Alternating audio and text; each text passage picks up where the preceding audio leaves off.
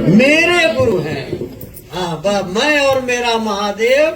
साहब कहा करते थे, मैं और मेरा महादेव जिंदाबाद, फिक्र नॉट, मिजाज अप।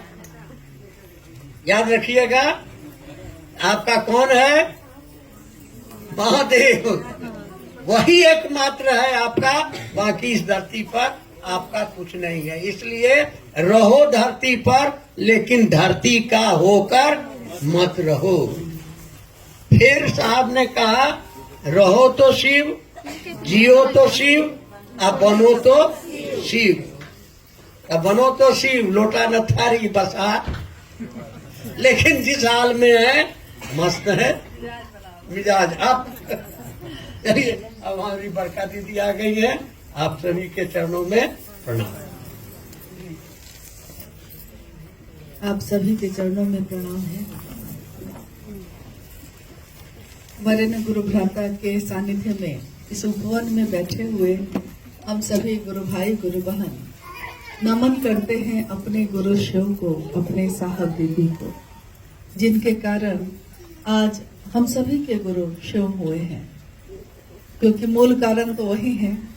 आज जो हम लोग यहाँ बैठे हैं उसमें विभिन्न जगहों से आए हुए गुरु भाई गुरु बहन हैं, जिसमें पलामू से हैं, हावड़ा से हैं, सिंगरौली यानी मध्य प्रदेश से हैं, जामतारा से हैं, रेणुकूट से हैं, जपला, सिद्धि, शहडोल, नेपाल और रांची के लोग हैं। यानी कि देखा जाए तो 2 देश के लोग हैं। इतनी जगह में हम लोग समाये हुए हैं। एक समय ये भी गुजरा है जब साहब और मानीला मानंद जी के छोटे से घर में महादेव की बात शुरू हुई थी। उस घर में जगह कम थी, लेकिन दिल में जगह इतनी ज्यादा थी, कितने भी लोग आते तो उसमें समा जाते हैं।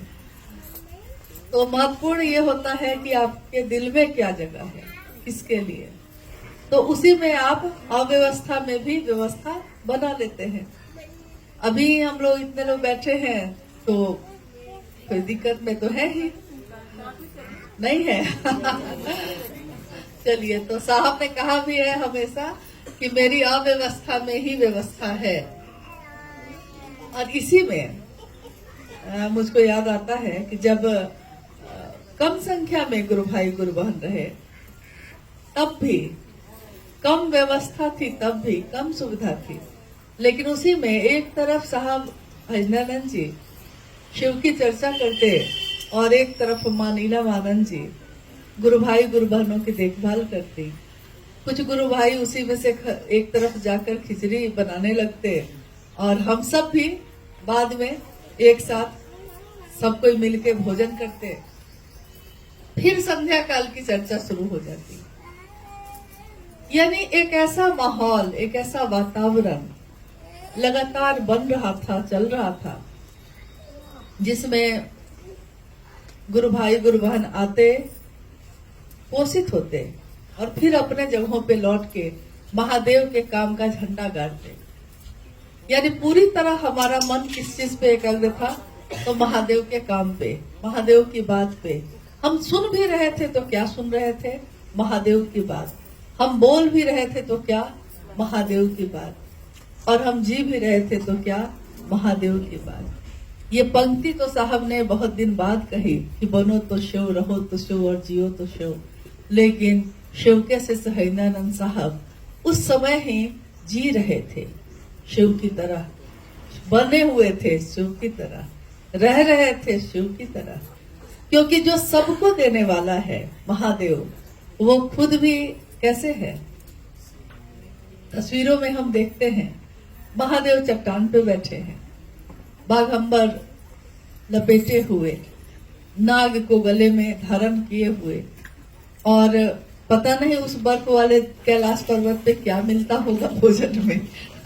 जो तस्वीर में हम लोग देखते हैं, तस्वीरें प्रतीक हैं उन चीजों की जो हमको आपको समझाती हैं कि न्यूनतम व्यवस्था में भी सुखी रहा जा सकता है। यानी सबसे जरूरी है मन का सुख, मन का सुख अगर नहीं हो तो महल में भी नींद नहीं आती है, और मन का सुख हो तो रोड पे भी मजदूरी करने वाले व्यक्ति को भी अच्छी नींद आती है। इतनी ज्यादा नींद आती है कि कभी कभी हम लोगों ने सुना है कि गाड़ियां जो जाती आती रहती हैं, कभी कभी तो चढ़ भी गई है, उसको पता नहीं चला।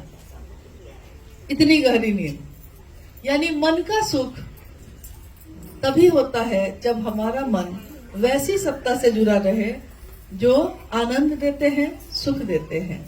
और महादेव से ज्यादा तो ऐसी सत्ता कहीं और मिली नहीं। सही कहा मंडल सर ने कि महादेव से ज्यादा अपना कोई नहीं है।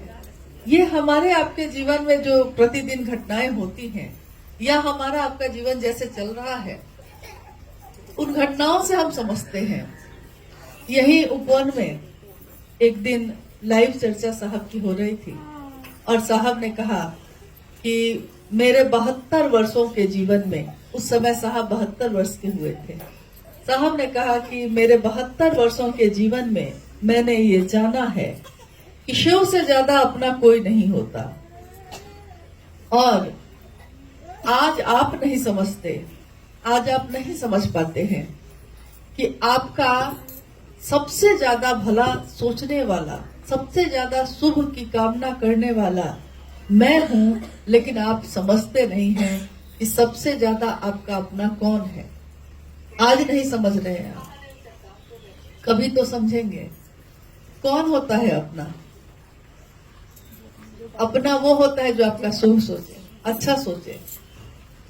उसी से हम लोग आकलन करते हैं कि हमारा अच्छा। जो बारिश में भी आपके रोते हुए आंसू देख ले, वो अपना होता है। हाँ, कहीं पढ़ा मैंने कि जो बारिश हो रही हो और आपकी आंखों से आंसू बहे, और जो अपना है वो समझ जाता है और पूछने लगता है कि क्या हुआ है। आप कहते हैं कुछ भी तो नहीं, लेकिन वो कहता है कि नहीं, तुम्हारी आंखों में आंसू क्यों है? क्योंकि वो समझ जाता है कि ये बारिश की का पानी नहीं है, ये आंखों से निकले हुए आंसू हैं। तो इतना ज्यादा अपना शिव के शिष्यों का और कौन है साहब हरिनंदन जी को छोड़ के। आज भी तीव्र गति से महादेव का काम हर जगह पे चल रहा है, चाहे वो भारत देश का विभिन्न स्थान हो या नेपाल देश हो। दोनों जगहों पे उतनी ही तीव्र गति से सारे लोग महादेव के काम को बढ़ाने में अपनी भूमिका निभा रहे हैं, और जगत ये देख रहा है कि ये किसके विचार हैं, ये किसकी बात है। क्योंकि जब भी हम किसी से ये कहते हैं